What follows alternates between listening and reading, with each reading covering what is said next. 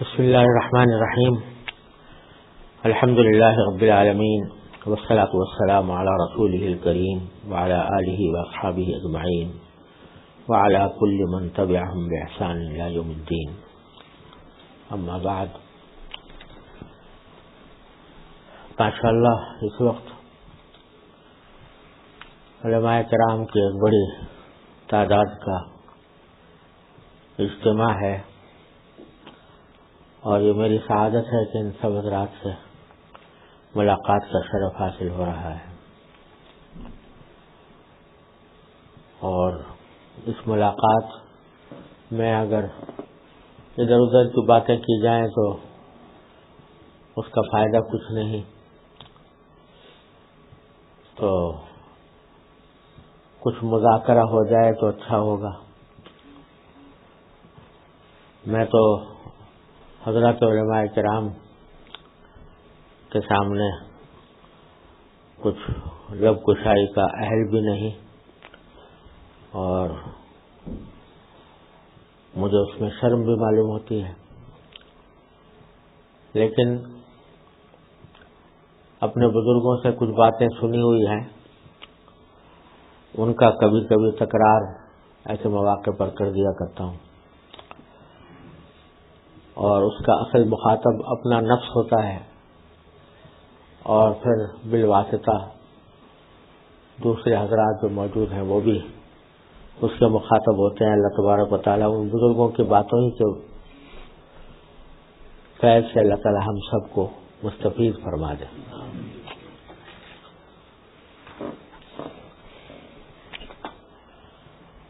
اللہ تبارک و تعالیٰ نے اپنے فضل و کرم سے مجھ ناچیز کو یہ محض اپنے احسان سے بغیر کسی استحقاق کے یہ شرف عطا فرمایا کہ بڑے بڑے حضرات علماء کرام اور اولیاء اعظام کی زیارت کا بھی موقع ملا، ان کی خدمت میں بیٹھنے کا بھی موقع ملا، ان کی باتیں سننے کا بھی موقع ملا. اگرچہ اپنی نااہلی کی وجہ سے اس سے کچھ خود فائدہ نہ اٹھا سکا، لیکن وہ باتیں کچھ دل میں بیٹھ گئی ہیں، اور ان کا دل چاہتا ہے کہ تکرار ہوتا رہے تاکہ اللہ تبارک و تعالیٰ کبھی نہ کبھی عمل کی توفیق عطا فرما دے.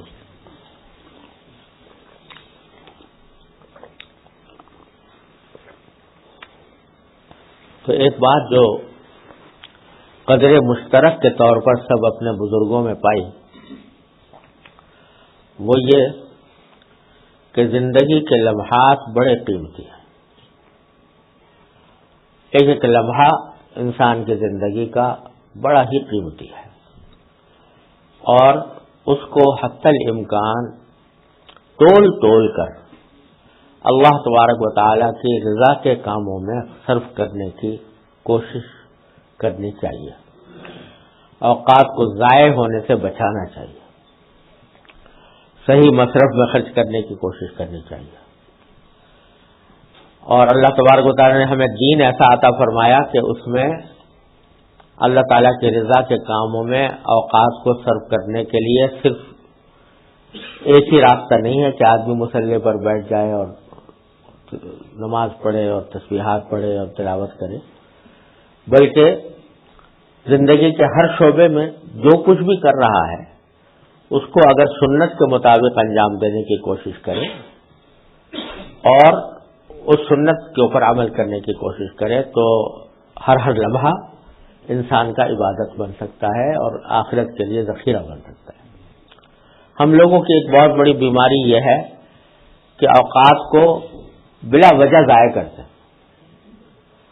اس کو عادت اس کی ڈالنی ہے کہ اللہ تبارک و تعالیٰ ہمیں اس کی توفیق عطا فرمائے کہ صبح سے لے کر شام تک کی زندگی کا ہمارے پاس ایک نظم ہو، اور اس نظم کے مطابق کوشش اس بات کی جائے کہ کوئی لمحہ بیکار نہ گزرے، کسی نہ کسی مفید کام میں گزرے، وہ دنیا کا ہو یا آخرت کا ہو.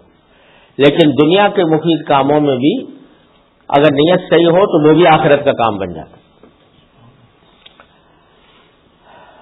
میں نے اپنے والد ماجد قدس اللہ تعالیٰ سرہ کو دیکھا، حضرت مولانا مفتی محمد شفیع صاحب رحمۃ اللہ علیہ، ساری زندگی الحمدللہ 34 سال ان کی خدمت میں اور صحبت میں رہنے کی اللہ نے توفیق عطا فرمائی. تو ان کو دیکھا کہ وہ کس طرح تول تول کر اپنے اوقات کو خرچ کرتے ہیں. ان کا پہلے سے پتا ہوتا ہے کہ فلاں جگہ 5 منٹ ملیں گے، تو پہلے سے ان کے ذہن میں ہوتا ہے کہ اس 5 منٹ کو کس کام میں استعمال کروں. تو ایک مرتبہ وہ فرمانے لگے ہم سے، اپنی اولاد سے فرمانے لگے کہ ہے تو بات کچھ شرم کی تھی، لیکن تمہاری فائدے کے لیے کہتا ہوں کہ مجھے زندگی میں سب سے مشکل کام مجھے یہ لگتا ہے کہ میں بیکار وقت گزار رہا ہوں، کوئی کام اس میں نہ ہو. اس سب سے مشکل کام مجھے یہ لگتا ہے. یہاں تک کہ جب میں بیت الخلاء میں جاتا ہوں تو بیت الخلاء میں بیٹھ کر بظاہر کوئی اور کام نہیں ہو سکتا، یہاں تک کہ ذکر نہیں ہو سکتا زبان سے، دل سے تو ہو سکتا ہے لیکن زبان سے نہیں ہو سکتا. ہاتھ پاؤں سے کوئی ایسا کام نہیں ہو سکتا کہ جو مفید ہو. تو میں اس وقت کو بھی اس طرح استعمال کرتا ہوں کہ جو لوٹا رکھا ہوتا ہے اس لوٹے کو دھو لیتا ہوں اور سوچتا ہوں کہ یہ وقت چلو اس کام میں لگ جائے کہ لوٹا دھل جائے اور آنے والوں کے لیے اس کو فائدہ مند ہو جائے، آنے والوں کو اس سے کراہت پیدا نہ ہو، اس میں گزارتا. تو ایک ایک لمحہ اللہ تبارک و تعالیٰ کے، یہ بھی اللہ تعالیٰ کی رضا کا کام ہے. آدمی اگر اس نیت کے ساتھ یہ کام کرے کہ بھئی میرے بعد آنے والے کو راحت ملے، تو ایک مسلمان کو اپنے کسی ساتھی کو راحت پہنچانا یہ بذات خود ایک ثواب کا کام ہے. اللہ پھر یاد آیا کہ ایک مرتبہ ایسا ہوا کہ حضرت والد صاحب قدس اللہ تعالیٰ، پہلے زمانے میں جو گھر ہوتے تھے تو اس میں بیت الخلاء ایک ہی ہوتا تھا. اب تو ہر ایک کمرے کے ساتھ اٹیچ باتھ کا رواج ہو گیا ہے، لیکن اس وقت میں بیت الخلاء ایک ہی ہوتا تھا. تو اس وقت میں ہم میں سے کوئی گیا اور جا کر اس کو اسی طرح چھوڑ کر چلا آیا، یعنی اس کی صفائی کیے بغیر چلا آیا. تو والد ماجد قدس اللہ تعالیٰ سرہ نے اس کو ڈانٹا اور فرمایا کہ تم جو یہ کام کر کے آئے ہو یہ گناہ کبیرہ ہے، اس واسطے کہ آنے والے کو اس سے تکلیف ہوگی اور کسی بھی مسلمان کو تکلیف پہنچانا گناہ کبیرہ ہے. تو یہ تم معمولی بات نہ سمجھو کہ یہ ایک محض ایک ناشائستہ حرکت ہے، یہ ڈیسنٹ طریقہ نہیں ہے، بلکہ یہ گناہ کبیرہ ہے کیونکہ مسلمان کو اس سے تکلیف پہنچ رہی. تو ساری زندگی دیکھا، مثلا حضرت والد صاحب رحمۃ اللہ علیہ کو میں نے دیکھا کہ سفر کے دوران وہ کبھی خالی نہیں بیٹھتے تھے. سفر کے دوران گاڑی میں جا رہے ہوں، گاڑیوں میں اس زمانے میں جانے کا رواج کم تھا، بلکہ وہ عام طور سے بس میں سفر کرتے تھے یا رکشا. اب آپ لوگ تو شاید دیکھا بھی نہ ہو رکشا یہاں کے لوگوں نے، لیکن ہندوستان پاکستان میں رکشا چلتے تھے، رکشا میں بیٹھ کے سفر کرتے تھے. تو اس میں بھی حضرت والد ماجد رحمۃ اللہ علیہ کو دیکھا کہ پہلے سے ان کے ذہن میں متعین ہوتا تھا کہ اتنا فاصلہ ہے، اتنی دیر لگے گی، اس میں کیا کر سکتا ہوں. تو میں نے دیکھا کہ بکثرت تلاوت کرتے ہوئے دیکھا اس میں، اور جب تلاوت کا معمول پورا ہو گیا تو پھر ان کے ساتھ اپنے لکھنے کا کام ہوتا تھا. تو لکھنے کا کام سفر کے دوران جاری رہتا تھا. یہاں تک کہ جو موٹر رکشا ہوتی تھی، پتہ نہیں آپ لوگوں نے کبھی دیکھی کہ نہیں دیکھی، وہ موٹر رکشا جو ہے یعنی جیسے وہ ہوتی ہے نا، بائک ہوتی ہے تو وسیع یعنی آٹو بائک، تو وہ ہوتی ہے، اس کے اندر 2 آدمی بیٹھ جاتے ہیں. اور وہ ہمارے پاکستان میں جب چلتی تھی تو بڑا شور بھی کرتی تھی اور اس میں جھٹکے بھی بہت لگتے تھے، دھکے بھی لگتے تھے. اس میں لکھنا بڑا ہی مشکل کام تھا. یعنی کار میں پھر بھی آدمی لکھ لے، کار میں چلتے وقت، ٹرین میں لکھ لے، لیکن موٹر رکشا کے اندر بیٹھ کر لکھنا یہ بہت مشکل کام تھا.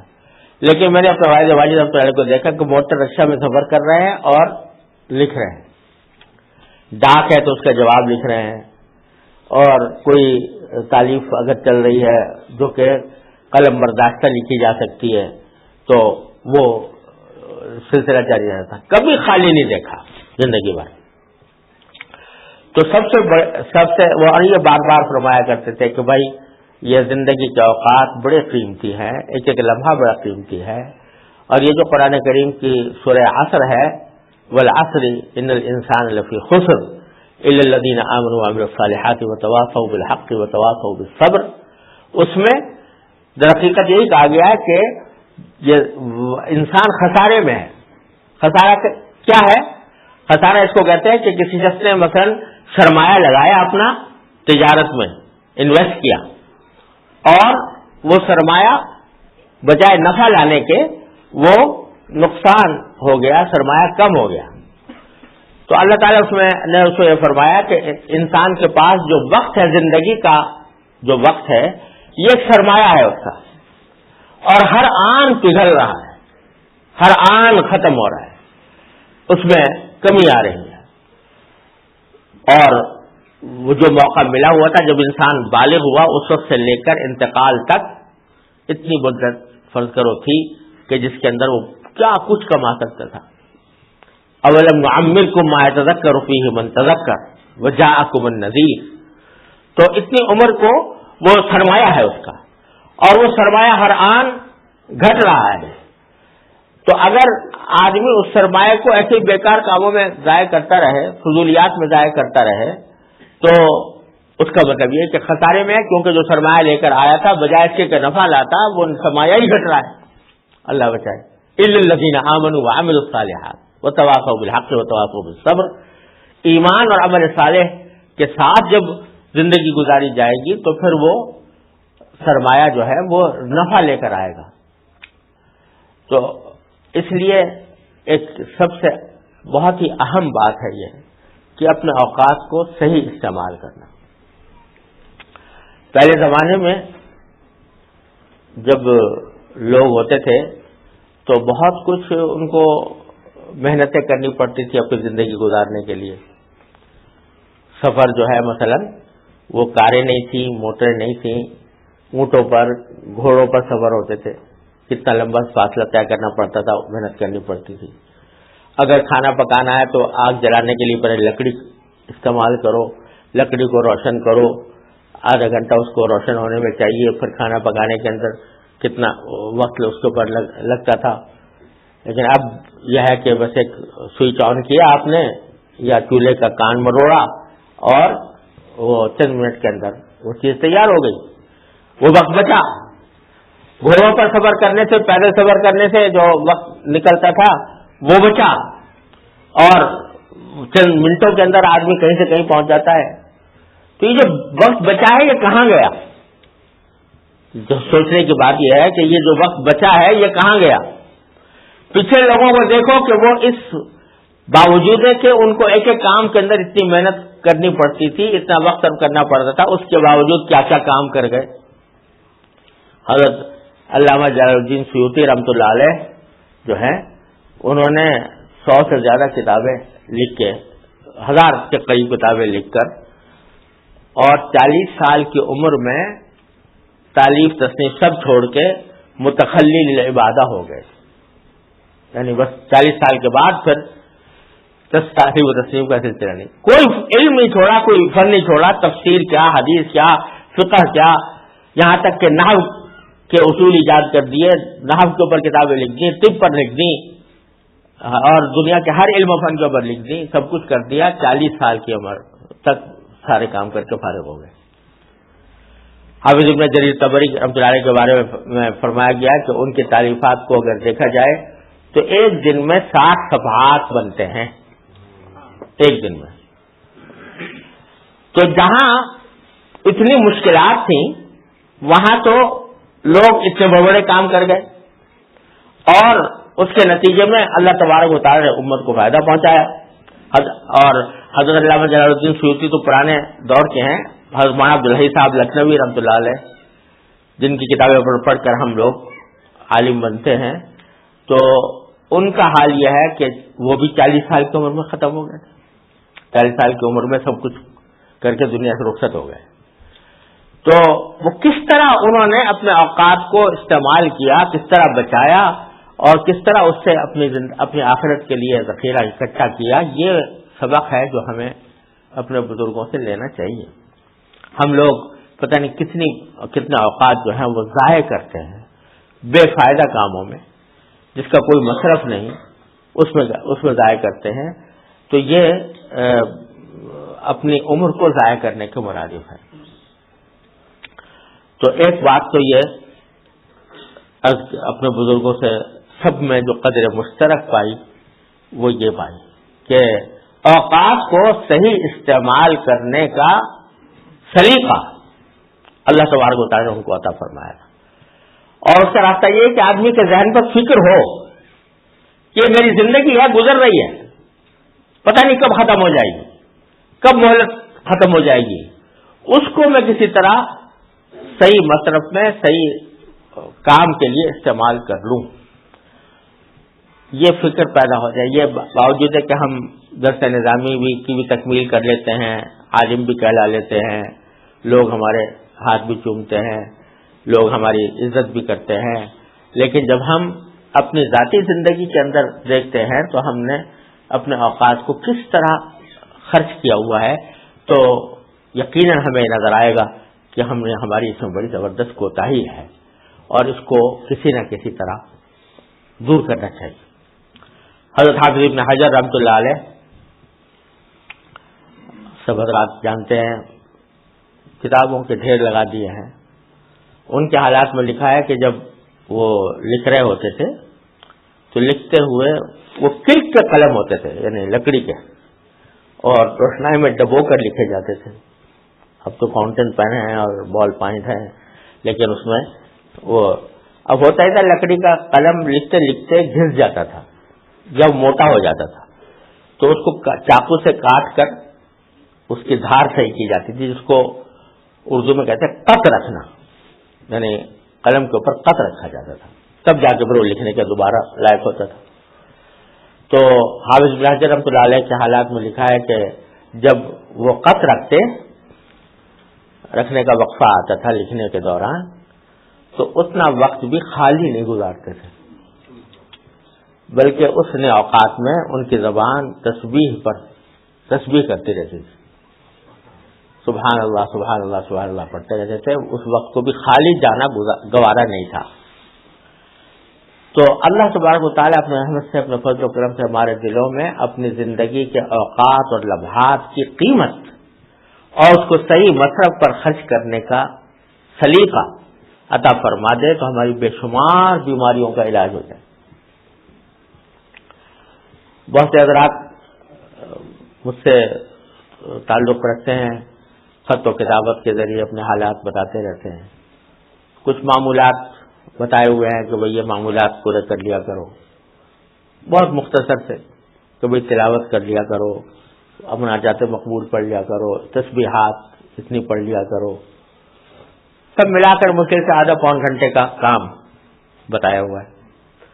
لیکن خطوط آتے ہیں کہ یہ وقت نہیں ملتا, چھوٹ جاتا ہے, ناغا ہو جاتا ہے, اور ناغا ہونے کے یا سستی ہو جاتی ہے, نہیں ہوتا. وہ کیوں نہیں ہوتا؟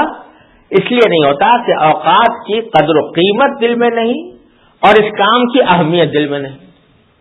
اگر اوقات کی قدر و قیمت بھی ہو اور ساتھ میں اس کام کی, یہ کام مجھے کرنا ہے ہر حال میں, تو یہ بات نہیں ہو سکتی. پھر معمول چھوٹتا نہیں ہے, پھر وہ زندگی کا ایک ایسا لازمی عنصر بن جاتا ہے کہ اس کے بغیر آدمی کو چین نہیں آتا, نیند نہیں آئے گی جب تک کہ اس کو پورا نہ کر لے, کیونکہ اس نے اس کی اہمیت کو بھی سمجھا ہوا ہے اور اپنی اوقات کی قدر و قیمت بھی اس کے دل میں ہے. ایک بات ہے یہ. دوسری بات یہ جو ہم سب لوگوں کے فائدے کی ہے انشاءاللہ اللہ تعالی ہمیں توفیق عطا فرمائے، وہ یہ کہ یہ جو سستی ہوتی ہے کہ یہ کام کرنا شروع کیا اور بیچ میں سستی ہو گئی، وہ ناغا ہو گیا، دل نہیں چاہ رہا، بیٹھتے بھی ہے تو دل نہیں چاہتا، دل گھبراتا ہے، یہ بکثرت یہ صورتحال پیدا ہوتی ہے. تو اس کا کوئی علاج اس کے سوا نہیں ہے کہ آدمی اپنے اوپر زبردستی کرے، کوئی علاج اس کے بغیر. حضرت حکیم الامت تھانوی رحمۃ اللہ علیہ فرماتے ہیں کہ سستی کا کوئی علاج بجز چستی کے نہیں، سستی کا کوئی علاج بجز چستی کے نہیں. یعنی آدمی اگر یہ سوچے کہ بھئی میں اپنی طبیعت کے اوپر چلوں گا، جب میرا دل چاہے گا تو کروں گا، دل نہیں چاہے گا تو نہیں کروں گا، تو کبھی وہ کام نہیں ہو سکتا. اگر کسی کام کی اہمیت دل میں ہے، اگر واقعتاً اس کو ضروری سمجھتے ہو، تو پھر دل چاہے یا نہ چاہے آدمی وہ کام کرتا ہے، ہر حال میں کرتا ہے. دیکھو جیسے ایک شخص کوئی ملازم ہے، کسی جگہ ملازم ہے اور اس کی 8 گھنٹے کی ڈیوٹی ہے، صبح کو اس کو 9 بجے جانا ہے اور شام کو 4 بجے مثلاً واپس آنا ہے یا 5 بجے. اب کسی دن اگر اس کا سستی ہو جائے کہ جی میرا دل نہیں چاہ رہا آج جانے کو اور سستی ہو رہی ہے، چھوڑ دے گا وہ اس کو ملازمت کو، کہ جب کہ اس کو پتا ہے کہ اگر میں 2-4 دن بھی میں نے ایسا کام کیا تو کان پکڑ کے مجھ کو نکال دیا جائے گا، فائر کر دیا جائے گا مجھے. تو باوجود سستی ہونے کے، طبیعت نہیں چاہ رہی، سستی ہو رہی ہے، دل نہیں لگ رہا، دل گھبرا رہا ہے، لیکن جائے گا ضرور. کیوں؟ اس لیے کہ ضروری سمجھتا ہے اس کے بغیر میری روزی مجھے نہیں ملے گی، تنخواہ نہیں ملے گی، اس لیے ضرور جاتا ہے. تو سستی کا علاج بجز چستی کا نہیں. اب اگر وہاں تو یہ کام کر لیتے ہو کہ باوجود اس کے کہ دل نہیں چاہ رہا، سستی ہو رہی ہے، اس کے باوجود چلے جاتے ہو، لیکن یہ معمولات ہیں یا کوئی کام جو انسان نے اپنے ذمے لے، اپنے آخرت کے لیے کوئی کام کر رہا ہے، اس کے اندر یہ عذر کیسا کہ بھئی مجھے سستی ہو رہی ہے، طبیعت نہیں چاہ رہی، لہذا میں تو آج نہیں کرتا یہ کام. یہ اس لیے کہ اس کی اہمیت نہیں اور وقت کی قدر و قیمت کا احساس نہیں، اس کی وجہ سے یہ کام ہوتا ہے. حضرت حکیم الامت مولانا تھانوی قدس اللہ تعالی سرہ کا ایک ارشاد ہے، اور بڑے ہی کام کا ارشاد ہے، اللہ تعالی ہمارے دلوں میں اتار دے اور عمل کی توفیق عطا فرمائے. وہ فرماتے ہیں کہ وہ ذرا سی بات جو حاصل ہے تصوف کا، تصوف کو پتہ نہیں لوگوں نے کیا گورج اندھا بنا دیا، تصوف کے لیے پتہ نہیں اس کو کس طرح مسخ کر دیا، جو چیزیں اس کا حصہ نہیں تھی ان کو حصہ بنا دیا، جو تھیں ان کو نکال دیا، اور پتہ نہیں کیا اس کو گورج اندھا بنا دیا. لیکن تصوف کا حاصل کیا ہے کہ آدمی اب شریعت کے اوپر سنت کے مطابق عمل کرے اور اخلاص کے ساتھ کرے، اور اس کے فضائل جو فضائل باطنہ ہیں ان کو حاصل کرے اور رذائل سے اجتناب کرے، یہ حاصل ہے.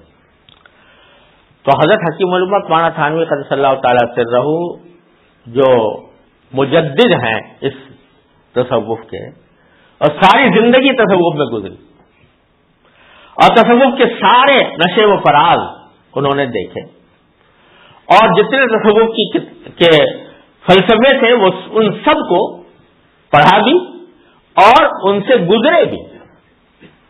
نقشبندیہ، سوروردیہ، چشتیہ، قادریہ، جتنے سلسلے ہیں ان سب سے گزرے حضرت والا مدت میں. اور یہ فرمایا کرتے تھے کہ مجھے اور ویسے تو میں نے مختلف علوم پر کچھ نہ کچھ لکھا بھی ہے، پڑھا بھی ہے، لیکن فرمایا کہ کسی بھی علم سے مجھے اتنی مناسبت نہیں ہوئی جتنی تفسیر اور تصوف سے. تفسیر اور تصوف دو چیزوں. تو حضرت فرماتے ہیں کہ اس سارے تجربے کے بعد اور ان تمام مراحل سے گزرنے کے بعد فرماتے ہیں کہ وہ ذرا سی بات جو حاصل ہے تصوف کا یہ ہے کہ جب کسی دینی عمل کے کرنے میں سستی ہو تو آدمی اس سستی کا مقابلہ کر کے وہ کام کرے، اور جب کسی غیر شرعی معاملے کی طرف انسان کی طبیعت مائل ہو اور داعیہ پیدا ہو تو اس داعیے کا مقابلہ کر کے اس سے بچے. جب کسی کو یہ حاصل ہو جائے تو اسی سے فرمایا کہ تعلق مع اللہ پیدا ہوتا ہے، اسی سے تعلق مع اللہ ترقی کرتا ہے، اور اسی سے اس میں استقرار پیدا ہوتا ہے تعلق مع اللہ میں. سارے تصوف کا حاصل کیا ہے؟ اللہ تعالی کے ساتھ تعلق مضبوط ہو جانا. اور اس کا راستہ بتا یہ رہے ہیں کہ جب کسی کرنے کے کام میں سستی ہو تو سستی کا مقابلہ کر کے وہ کام کرو، اور جب کسی چیز سے گناہ سے بچنے کا موقع آئے اور گناہ کا تقاضا دل میں پیدا ہو رہا ہو تو اس کا مقابلہ کر کے وہ کام چھوڑو، زبردستی کرو اپنے اوپر. دیکھیے کوئی دنیا کا انسان ایسا نہیں ہے، خواہ وہ کتنا ہی مالدار ہو یا صاحب اقتدار ہو، بادشاہ ہو، سربراہ حکومت ہو، مالدار ہو، کہ جس کی دنیا میں ہر خواہش پوری ہو جاتی ہو. کوئی ہے ایسا کہ جس کی ہر خواہش پوری ہوتی ہو؟ کبھی نہیں ہوتا. یہ تو دنیا ہی اللہ تعالیٰ نے ایسی بنائی ہے کہ اس میں کوئی خواہش پوری ہوگی کوئی نہیں ہوگی. یہ تو لازمی ہے بات کہ بہت سی خواہشات ایسی ہوں گی کہ جو پوری نہیں ہوں گی، خواہ کچھ بھی کر لو، خواہ کتنے ہی ذرائع اختیار کر لو، کتنے ہی وسائل اختیار کر لو، لیکن کبھی نہ کبھی تمہاری خواہش کے خلاف کام ہوگا، لازماً ہو. تو اب ایک صورت یہ ہے کہ بھئی خواہشیں تو پیدا کر لی، اور وہ خواہشیں جو تھیں وہ قدرتی طور پر پوری نہیں ہوئی، اللہ تعالیٰ نے پوری نہیں کی. وہ چھوٹ گئی کہ نہیں چھوٹ گئی؟ کیوں چھوٹ گئی؟ اس واسطے کہ اللہ تعالیٰ کی مشیت نہیں تھی، نہیں ہوئی. تو خواہشات تو ساری کبھی پوری نہیں ہو سکتی، لیکن ایک صورت یہ ہے کہ خواہشیں تو ہوں گی، فنا ہوں گی، لیکن ان خواہشوں کو اللہ جل جلالہ کے حکم کے تابع بنا کر ان کو چھوڑے آدمی.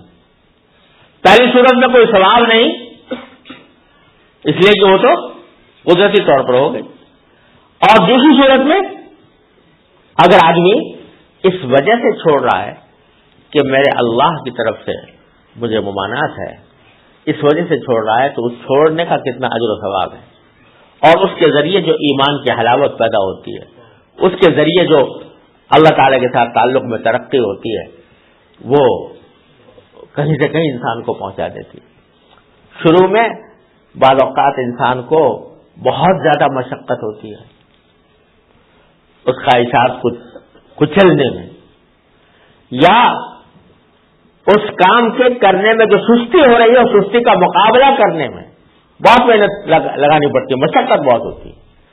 لیکن اگر ایک مرتبہ اس مشقت کو آدمی گوارا کر لے اور چند مرتبہ گوارا کر لے تو پھر رفتہ رفتہ اس مشقت میں بھی کمی آ جاتی ہے. اور ایک سیدھی سی مثال یہ ہے کہ ماشاءاللہ ہم سب لوگ یہاں پر وہ بیٹھے ہوئے ہیں جو نمازوں کے پابند ہیں، اللہ تعالیٰ کے فضل و کرم سے، یہ اللہ تعالیٰ کی نعمت ہے کہ پابند ہیں. آخر جب شروع میں نماز پڑھنی شروع کی تھی بچپن میں تو اس وقت میں تو سستی بھی ہوتی تھی اور تکلیف بھی ہوتی تھی، لیکن لگائے رکھا اپنے آپ کو اس کے اوپر، لگائے رکھا یہاں تک کہ اب وہ نماز طبیعت ثانیہ بن گئی. اب نماز پڑھے بغیر چین نہیں آتا.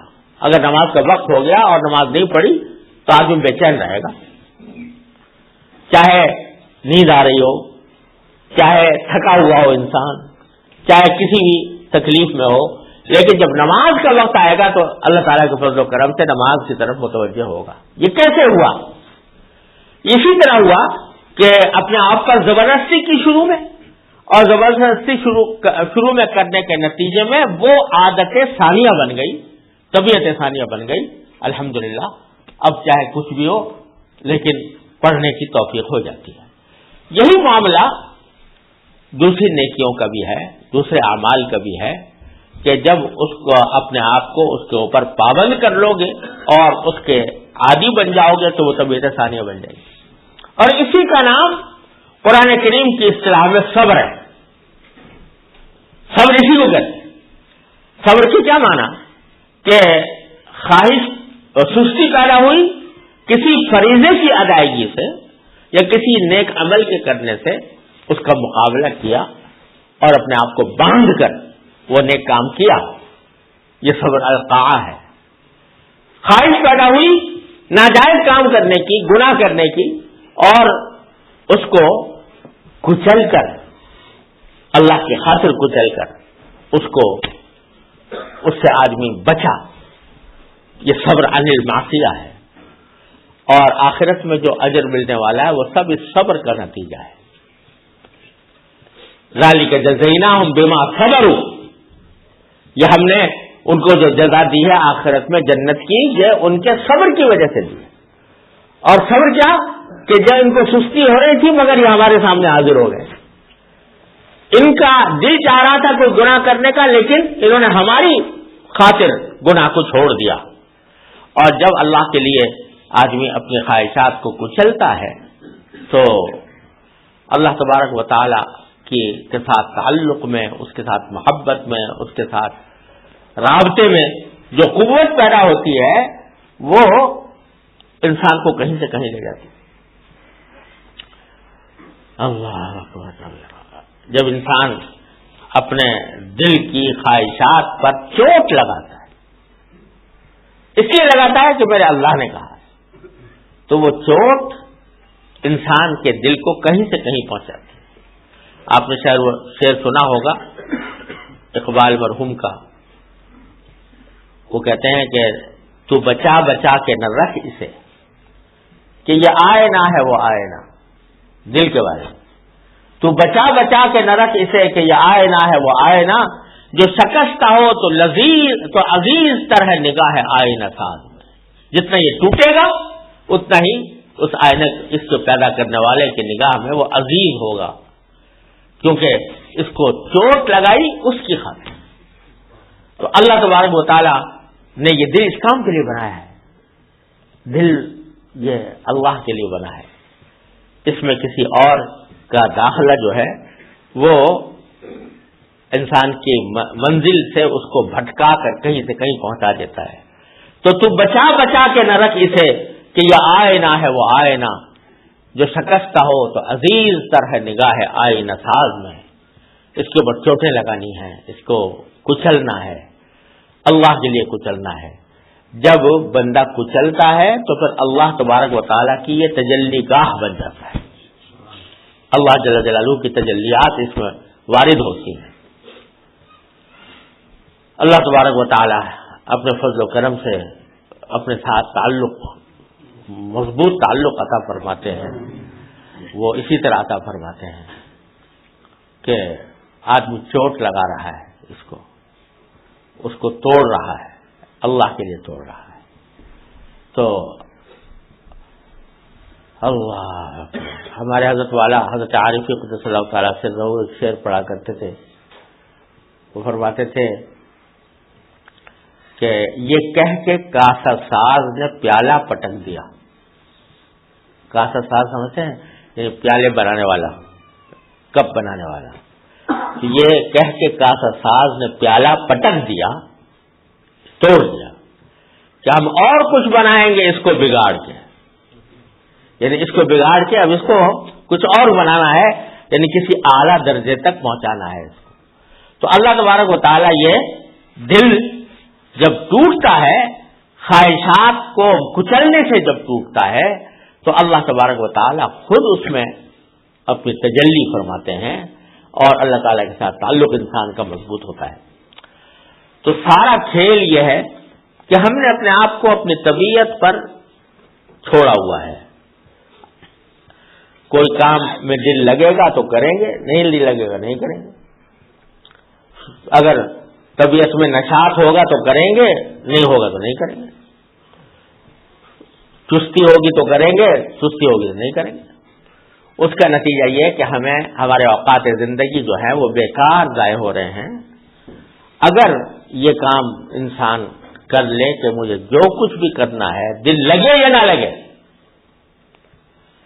اور سستی ہو یا چستی ہو، طبیعت گھبرائے یا طبیعت مائل ہو، ہر حال میں مجھے کرنا، زبردستی کرنا، یہ اپنے اوپر زبردستی کرنے کی عادت ڈال لیں تو بس یہ مفتاح اور کلید ہے کامیابی کی، اور اوقات زندگی کو صحیح مصرف میں خرچ کرنے کی کنجی یہ ہے کہ اپنے خواہشات کے پیچھے نہ چلو، اپنے جو کام کرنے کے ہیں وہ خواہشات کو کچل کر کبھی کرو۔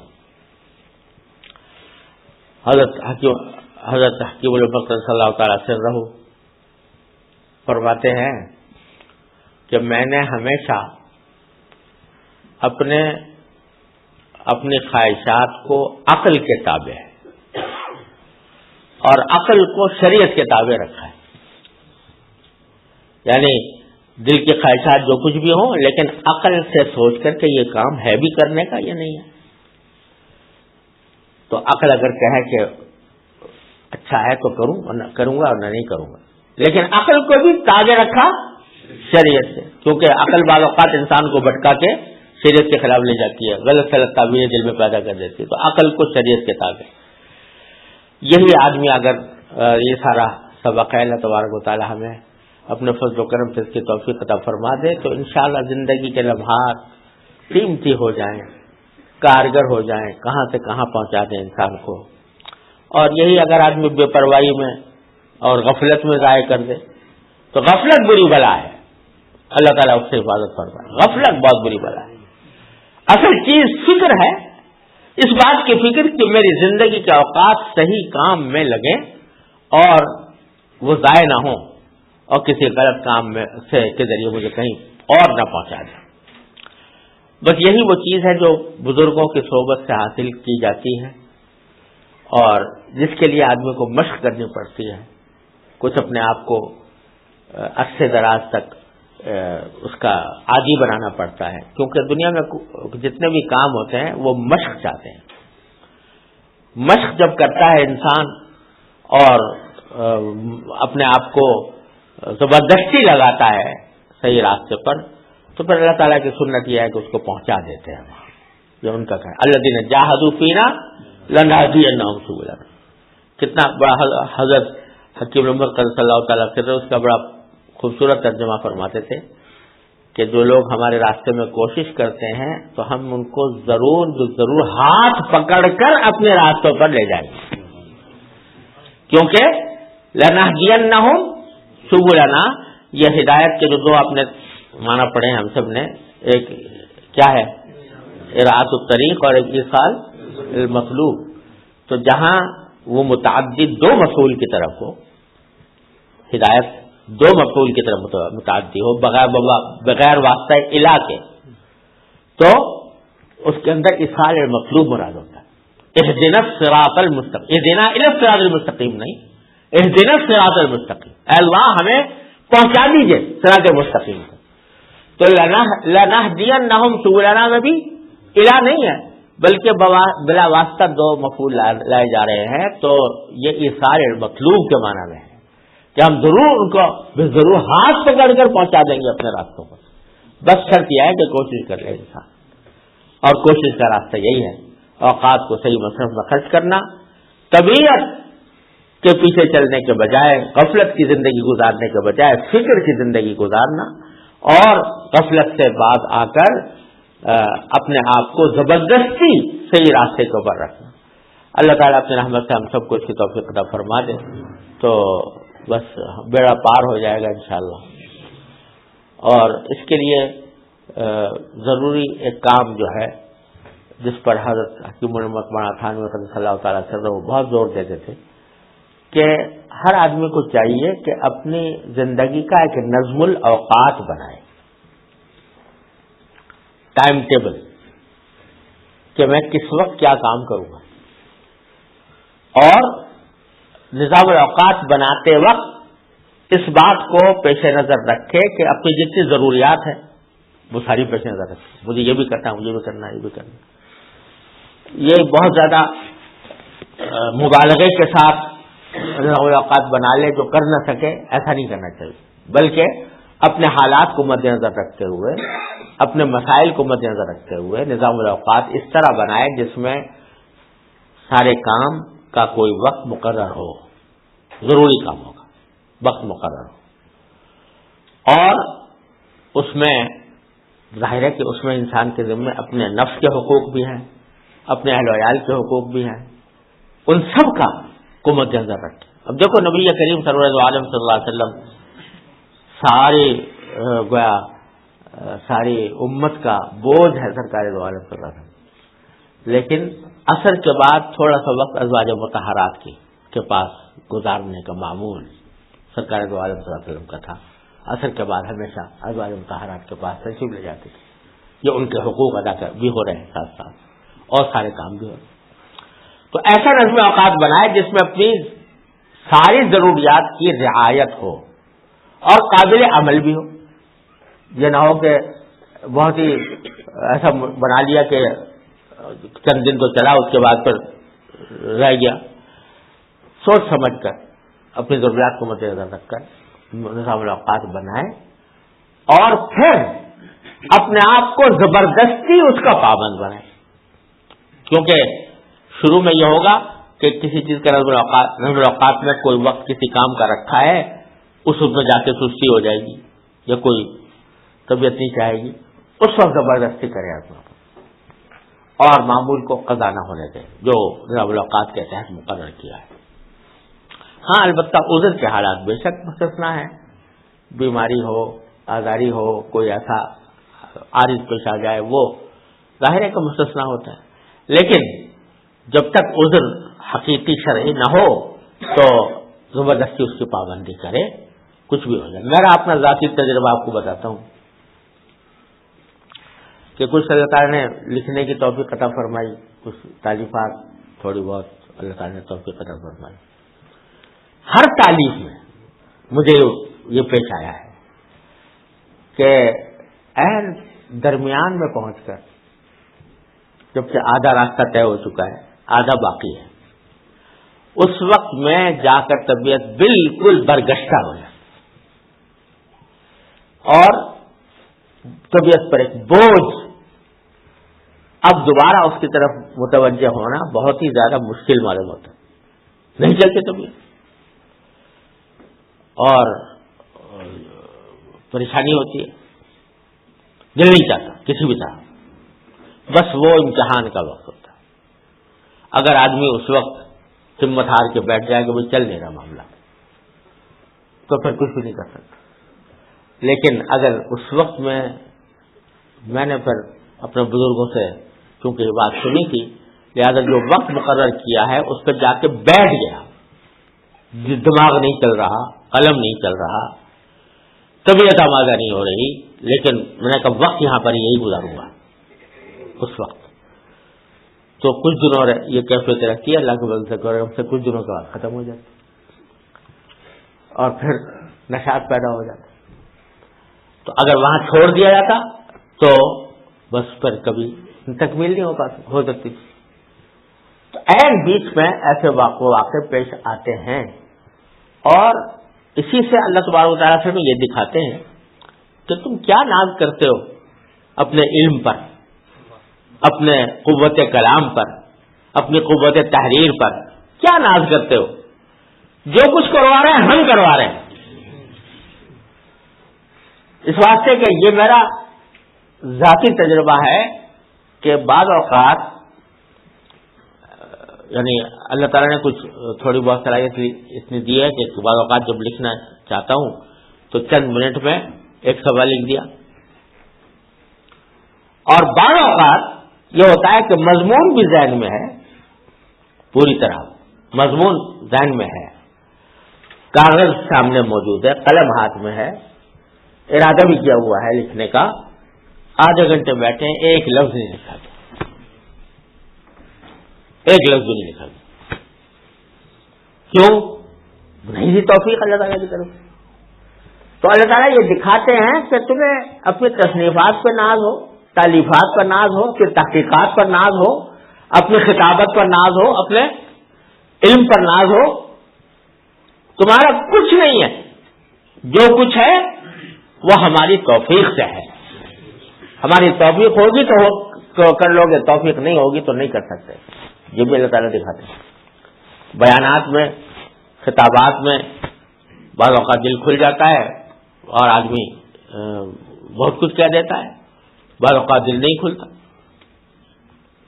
کتنا بڑا خطیب ہو، کچھ ہو، وائز ہو، آپ سب حضرات کو تجربہ ہوگا اس کا بھی کہ جب کسی وقت اللہ تعالیٰ کی طرف سے دل نہیں کھلا تو کھڑا ہے تو ایسے ہی آئیں گائیں شائیں کر کے بیٹھ جائے گا، کچھ حاصل نکلے گا بھی نہیں، کچھ فائدہ بھی نہیں ہوگا۔ لیکن کبھی اللہ تعالیٰ نے دل کھول دیا تو فائدہ پہنچا دیا۔ اب یہ بزرگوں کی باتیں ہیں کہ حضرت حکیم الامت تھانوی پہ ایک مرتبہ وعظ فرما رہے تھے، وعظ سے پہلے کبھی سوچتے نہیں تھے کبھی کیا کہنا ہے، وقت پر جو اللہ تعالیٰ نے دل میں ڈالا وہی کہا کرتے تھے۔ فرماتے ہیں کہ ایک مرتبہ وعظ کی محفل اعلان ہوا، لوگ جمع ہیں، خطبہ پڑھ لیا، کچھ سمجھ میں نہ آیا کیا کہوں، آیت کی تلاوت کر لی، سوچا کہ اس آیت کے بارے میں پہلے جب کبھی کوئی بیان کیا تھا تو اسی کی بات کو دوہرا دوں، پھر بھی نہیں چل رہا، تو 2-4-10 منٹ کوئی ایسے ہی اس کا ترجمہ کر آ کے اب آگے نہیں چلتا، دماغ نہیں چلتا۔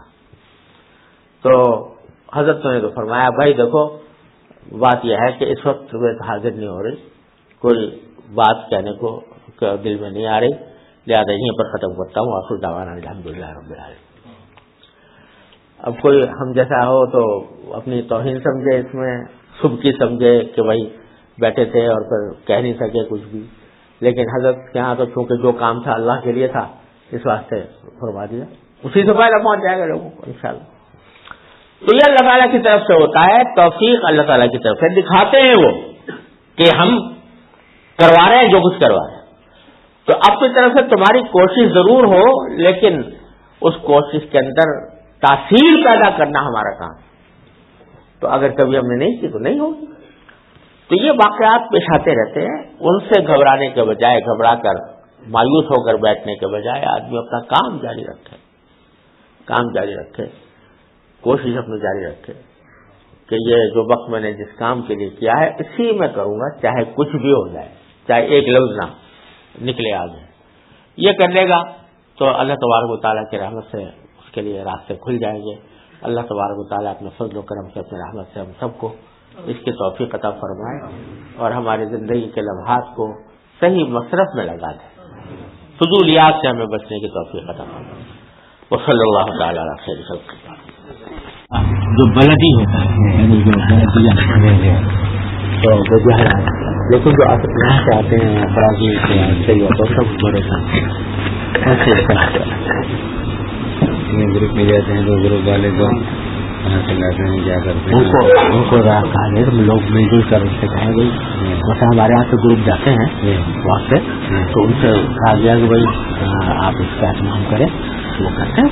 تو اس کا مشکل تو نہیں ہے نا، کیونکہ وہاں وطنیہ اور فقیر تو عام ملتے ہیں ہر جگہ، ان کو جو 10-20 آدمی جو گروپ کے ہیں وہ ان کے اوپر زور ڈالے تو بھائی آپ ہمیشہ وہاں سے لیا کریں۔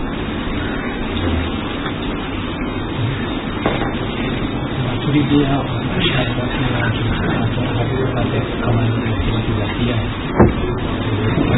اس طرح پیش کرتے ہیں کہ آپ کے یہاں اچھی صفات کا اثبات ہے، تو ہم کس طریقے سے؟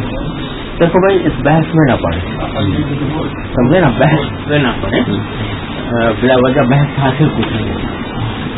یہ بات ہے کہ صفات اللہ تعالیٰ کی تین قسمیں ہیں، صفات ذات ہے، صفات افعال ہے، صفات متشابہہ ہیں. تو ہم سب سے قائل ہیں.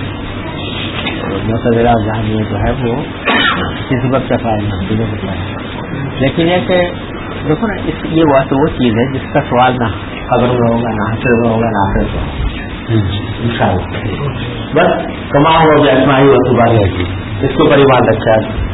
تو ان سے بحث میں لڑنے کے بجائے ان سے کہا جائے کہ ہم تو اس پر آمنت باللہ کما ہوا اسماعی و صفات، بس. اور تفصیل کیا ہے اور ان کی، اور صفات کی کنہ کیا ہے، اور تقسیم کیا ہے، اور قسمیں کیا ہے، اس بحث میں ہم اس لیے نہیں پڑھنا چاہتے کہ نہ اس کا سوال قبر میں، نہ حشر میں، نہ آخرت میں، نہ کہیں. آپ دوسرا برائے کرم اپنا وقت مل جانے چلیے ان سے بھی درخواست کی کہ اب یہاں جو جن جگہوں پر لوگ نماز سے واقف نہیں ہیں، نماز کا طریقہ نہیں جانتے، معاشرت کے احکام ان کے درست نہیں ہیں، ان کو اس بحثوں میں لانا کیا حاصل کیا کئی منا کالا کر جو پوری اس کے حساب سے بات کر. یعنی یہ جو مسئلہ تھا نا کہ کلام سے مخلوق غیر مخلوق ہونے، اور اس کو امام احمد بن حنبل نے کیسی اذیتیں اٹھائی، آخر میں جو ختم ہوا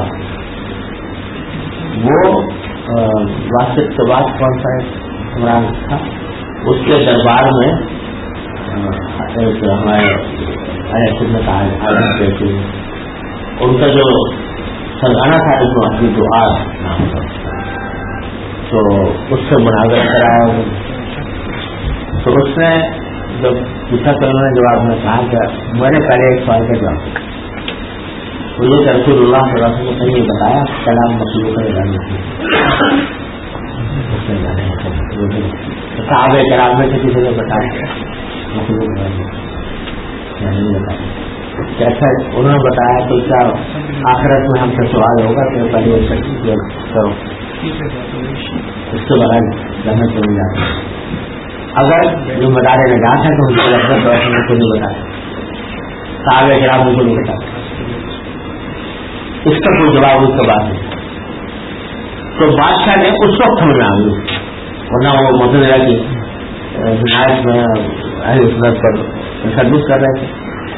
تو بات سمجھ میں آ گئی، اس کے نتیجے میں الحمدللہ وہ فتنہ ختم ہو.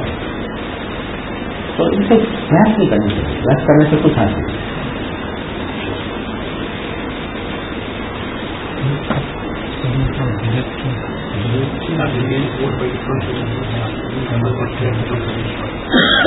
ہزوائی صاحب پہلے تو پورا نکالا ہے سنت و بدعت کے نام، اس میں سب تفصیل ہے، لیکن خلاصہ اس کا یہ ہے کہ جو چیز نبی کریم صلی اللہ علیہ وسلم یا خلفائے راشدین سے ثابت ہو وہ سننا، اور جو ان سے ثابت نہ ہو اور کوئی سب اس کو سنت سمجھ کر کرے یا دین کا لازمی حصہ سمجھ کر کرے وہ بھی نہیں.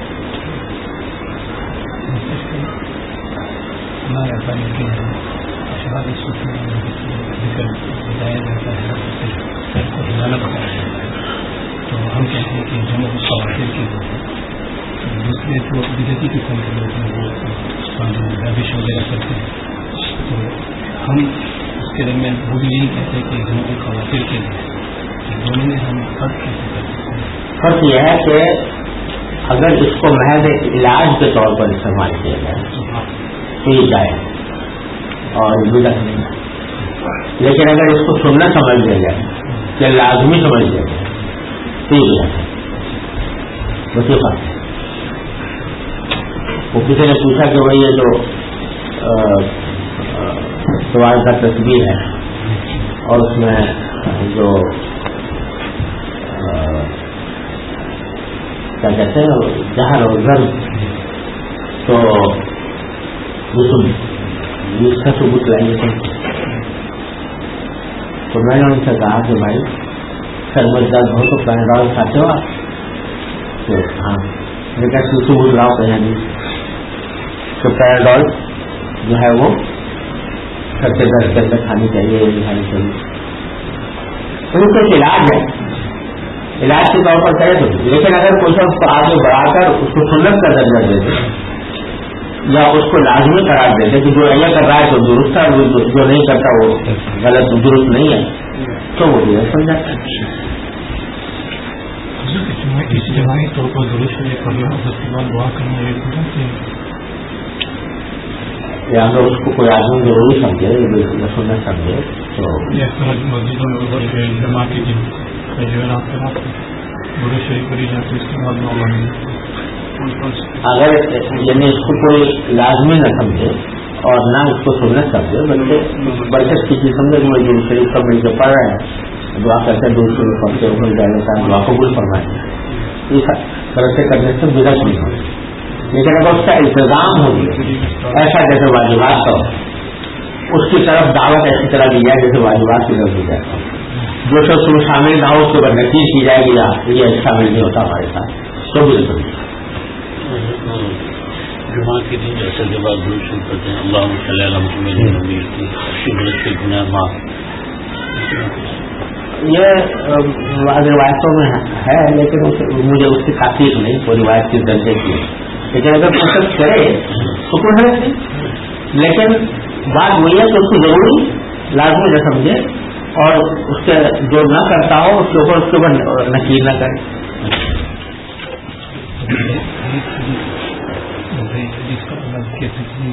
لکھی گئی ہے ہمارے یہاں جو معمول ہے کہ وہ اس سلسلے میں فرق کرتے ہیں کہ امام احمد رحمۃ اللہ نے جو فرمائی تھی تساہل میں، تو اس سے مراد وہ نہیں ہے جس میں جس ضعیف حدیث کو جیسے فضائل اعمال والی کتابوں میں اور وہ کہتے ہیں کہ شکار ہے. تو اس میں پہلی بات تو یہ ہے کہ وہ ضعیف فضائل اعمال میں ضعیف حدیث پر عمل کرنا یا اس کو اختیار کرنے کا کچھ شرائط ہے. ایک شرط تو یہ ہے کہ وہ شدید عورت نہ ہو جو بہت زیادہ منکر ہوتی ہے. دوسرا یہ کہ اس کے اوپر عمل احتیاط کے طور پر کرے اور اس سے کوئی نیا حکم ثابت نہ کرے کہ یہ سنت ہے یا مستحب ہے. احتیاط کے طور پر بڑی فضائل اعمال فضیلت ہے، ہو سکتا ہے صحیح ہو. ضعیف حدیث کے لیے ضروری تو نہیں ہے کہ وہ ہمیشہ غلط ہی ہوگا. ضعیف حدیث کا مانا جائے کہ راوی اس کا ضعیف ہے، لیکن راوی ضعیف جو ہے یہ تو نہیں کہ ساری جب بھی روایت کرے گا غلطی کرے گا. ہو سکتا ہے کہ صحیح روایت کی ہو تو اس کے احتیاط کے طور پر اگر کوئی آدمی کرے یہ حاصل ہے. شادی کے موقع پر جو ہے لڑکی کی طرف سے ولیمہ اردو سنت ہے، لیکن لڑکی والوں کی طرف سے اگر اپنے آئیزہ خراج ہو یا دو صحابہ کو بلا لیں سنت نہیں ہے لیکن جائز ہے، گنجائش ہے.